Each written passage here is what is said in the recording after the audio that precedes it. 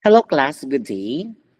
Today we are going to discuss about a very relevant and a provoking topic, in which we will be discussing the lesson 9, the technological convergence, intersection, and of technology and humanity. So, when we say technology convergence, we are referring to how different types of technology, such as the computers, communication media, even biotechnology, no, they are all coming together and shaping our lives as human beings. We are living in a time where our daily lives, our daily actions are intertwined or interrelated with technology. And think about it. Think about it like the moment every time we wake up, the first thing we check usually is our smartphone. Am I correct? We rely on it, especially for communication, for information, and even learning. Every time we wake up in the morning, the first thing, the first object that we usually get is our phone, and we need to check our notifications. And from there, how do we ensure that um, the technological progress respects our human dignity, our human rights, and even ethical principle? That's why in this lesson, we will be discussing, by the end of the discussion, explain what human rights based approach or the HRBA, especially in science and technology, focusing on the ethical considerations in scientific progress and technological development.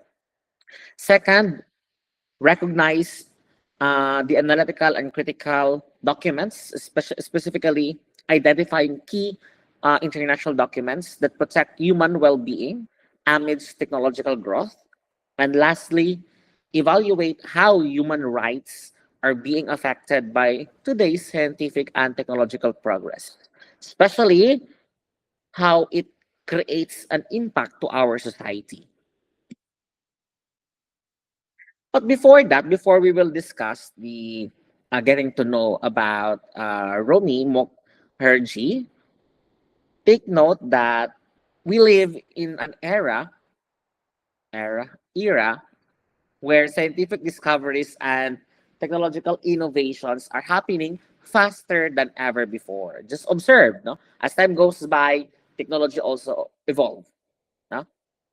As time um, goes faster, technology advancement also goes faster. So just think about artificial intelligence or AI, about genetic engineering, about virtual reality or robotics. These are transforming how we communicate, how we work, and how we study, in and even how we think. Now, while these advancements bring many opportunities, such as better education, healthcare, and information, of course, we need to consider also the cons side, the ethical challenges. For example, about the AI powered surveillance, it might improve public safety, but of course, it gives us threats also to our rights to privacy. Social media gives us everyone voice, but it can also spread misinformation or even online hate. Biotechnology can cure genetic diseases, but also it raises moral questions about altering human DNA. So, in this section, in this lesson about the intersection of technology and humanity, we must consider human rights, the foundation of just and ethical society. So, here, before we understand what a human rights based approach or the HRBA it really means, now let us know the person who explained this idea. We have S. Romi Mukherjee. He is not just an ordinary academic or academician. He is a political theorist and a lecturer at the Paris Institute of Political Studies, also known as Sciences Po, one of the most prestigious school in the Europe. Aside from that, he also works with UNESCO.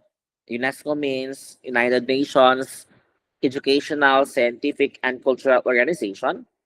So UNESCO is the international organization that promotes education, science, culture, and ethics. And Mukherjee is one of the scholars helping them understand how technology affects humanity. So let's break down into two, the ethics and the anthropology. So ethics means study of what is right and wrong. While anthropology, it means study of humans, their culture, and their behavior. So when Mukherjee studies the ethics and anthropology of technology, he is really asking, no? He asks these questions. How is technology changing what it means to be a human? And are we still in control of our inventions? Or are our inventions starting to control us? And as a science advances, are we becoming more humane? Or are we losing our sense of humanity? That's the questions he asks in his brain. No?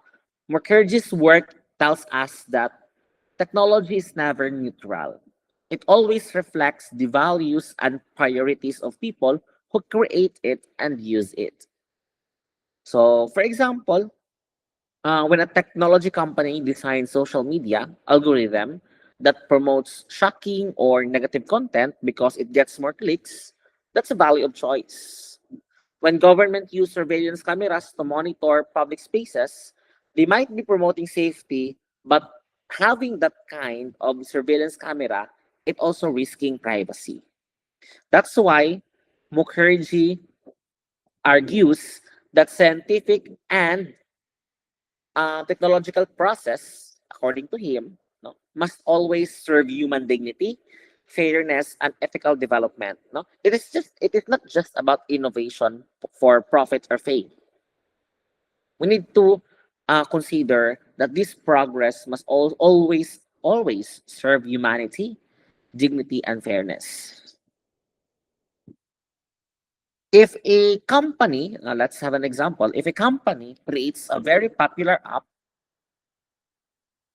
that connects millions of people, but this company create this app, now, even though it connects millions of people, but also spreads misinformation or manipulates emotions for profit, is that true progress?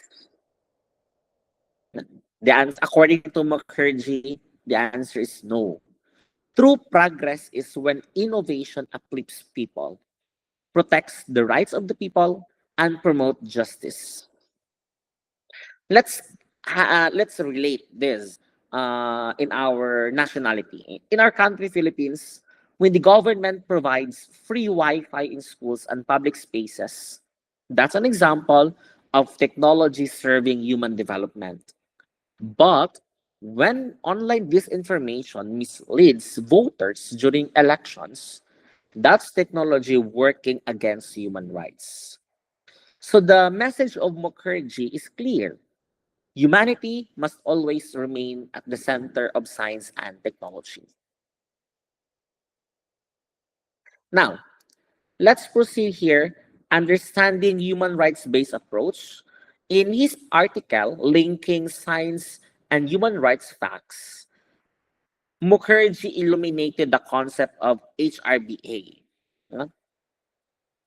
By the way, the HRBA, or the Human Rights Based Approach, was officially introduced in 1997 under the United Nations Secretary General Kofi Annan.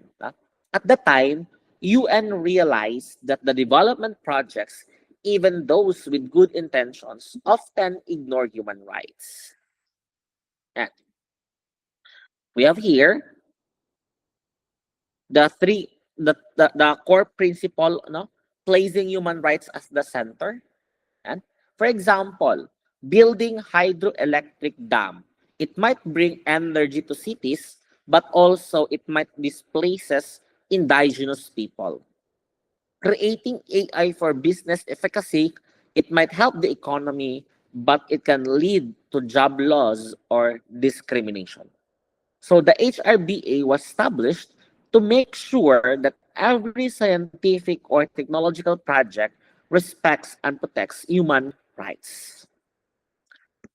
So the UN Development Program, it was characterized as HBA as leading to better and more sustainable results by analyzing and addressing the inequalities, discriminatory practices, and unjust power relations often at the heart of development progresses.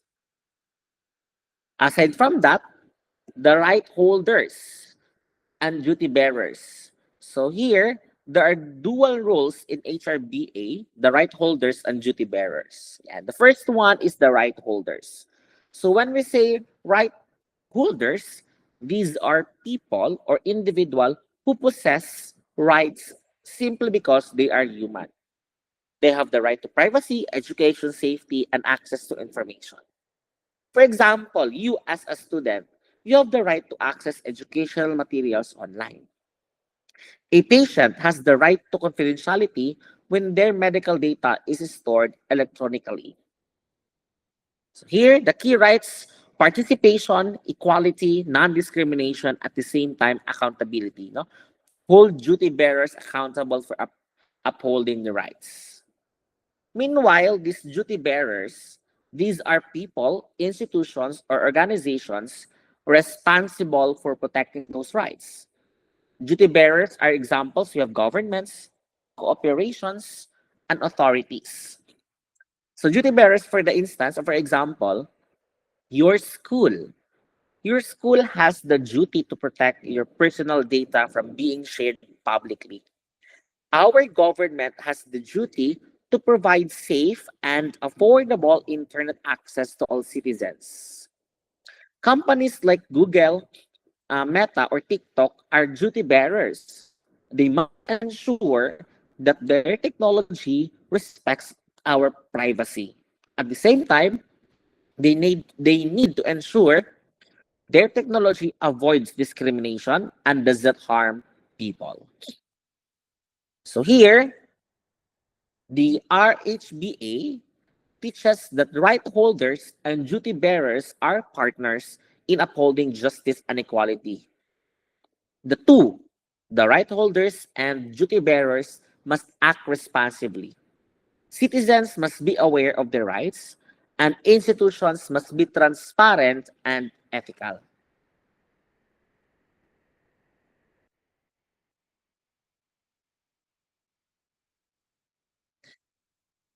In 2018, a major scandal broke out involving Facebook and Cambridge Analytica. No?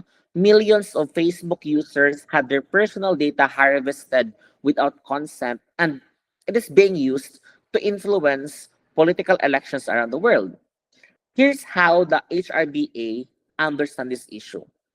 The rights holder, the Facebook users whose right to privacy was violated, and the duty bearer, which is the Facebook company, which had the moral and the legal responsibility to protect the data. Because Facebook failed in that duty, it violated HRBA principle. Now, the principle, the responsibility to respect human dignity and privacy.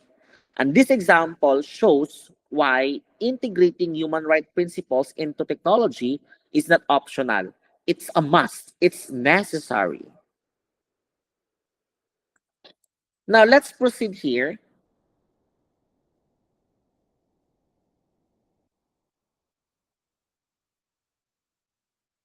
Mhm. Now, so let's proceed to the transformative potential rights based on approaches. Mm,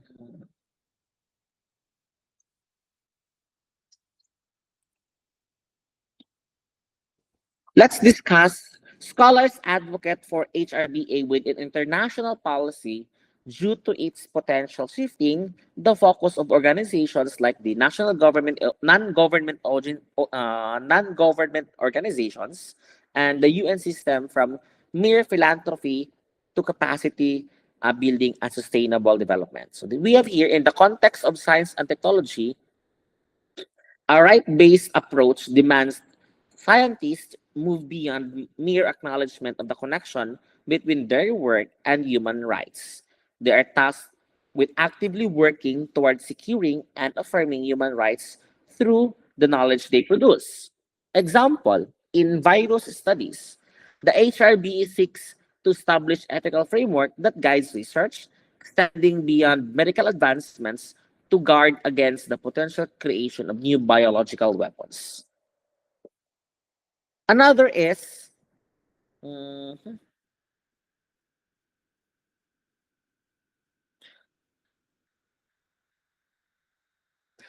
there are common principles of HRBA. Again, there are common principles of HRBA. Five. The first one is equality and non-discrimination. Technology should benefit everyone, regardless of age, gender, race, or income. Example, think of online learning during pandemic. Many students in urban areas had laptops and strong internet, while those in rural areas had none. A rights-based approach means the government and institutions should ensure equal access to technology like free Wi-Fi zones or gadget lending programs. And that's how technology becomes a tool for equality, not division. The second common principle is participation and inclusion. All people should have a say in decisions that affects their lives, even in scientific and technological projects. Example, before launching a mining project that uses advanced machinery and local advanced machineries, local and indigenous communities should be consulted first because they have the right to know how technology will affect their land, their culture, and livelihood. So inclusion ensures that progress is not one-sided but shared. The third one is the European accountability and transparency. The government, scientists, and companies must be accountable for they use technology and they must act transparently.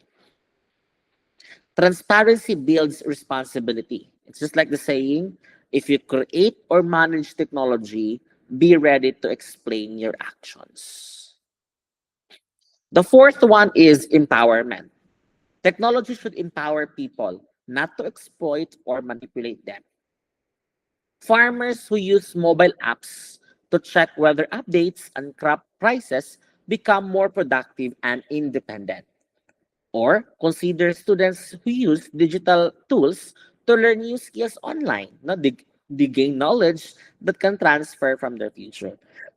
That's empowerment. Technology being used as a force for growth. The last, the rule of law. Every innovation in science or technology must respect the law and uphold justice. AI programs used in law enforcement or hiring must be designed fairly.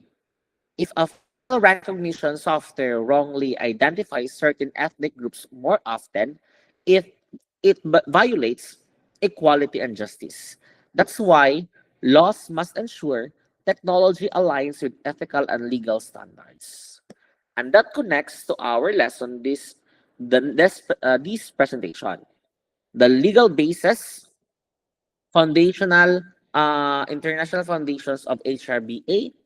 First one is the Universal Declaration of Human Rights because there are three major international documents. First, Article 27, the Universal Declaration of Human Rights. This article states that everyone has the right to share in scientific advancement and its benefits.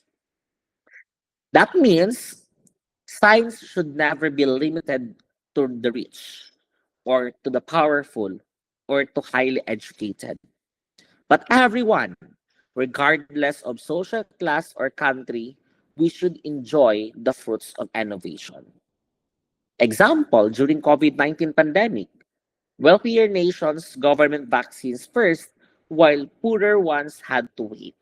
And this gap showed inequality in global scientific crisis. A human rights-based approach reminds us scientific progress must benefit everyone equally. The second foundational we have here is the UNESCO recommendation on the status of scientific researchers. This recommendation emphasizes that all scientific progress must serve humanity's well-being, especially those who are marginalized or vulnerable.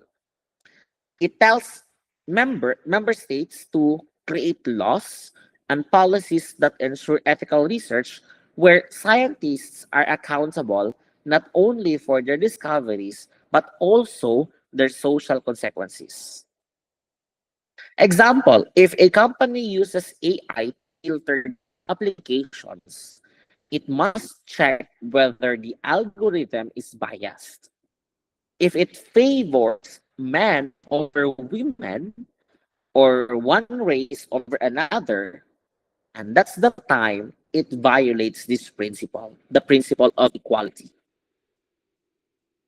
The third major foundation is the UNESCO Declaration on the Use of Scientific Knowledge, the 1999 Article 33. This declaration links with science about sustainability and environmental responsibility. It reminds nations and companies that scientific knowledge must be used for the good of the planet and future generations. Example, developing renewable technologies like solar panels and electric vehicles supports this declaration. It shows how science, guided by ethics, can produce sustainable, um, sustainable and renewable. No, it can reduce pollution and protect our environment. So here, the Universal Declaration of Human Rights article, the right to science. We have three: the cultural life, scientific advancement, and benefits.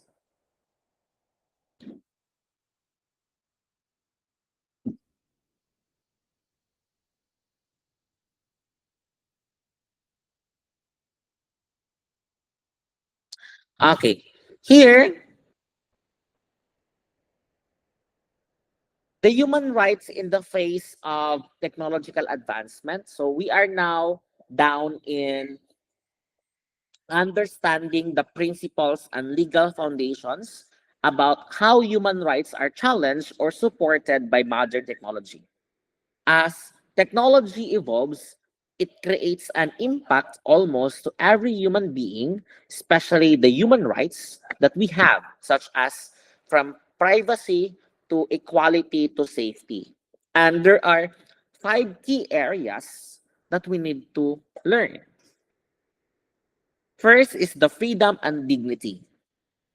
Technology must never degrade human dignity. Surveillance tools, workplace monitoring, or online shaming can easily cross ethical lines. For example, when employers use AI system to track every movement of workers, it can create stress and anxiety.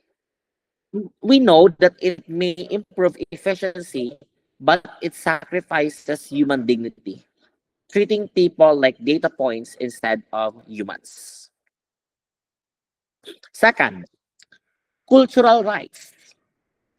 Every person should be able to express their identity and culture online without discrimination.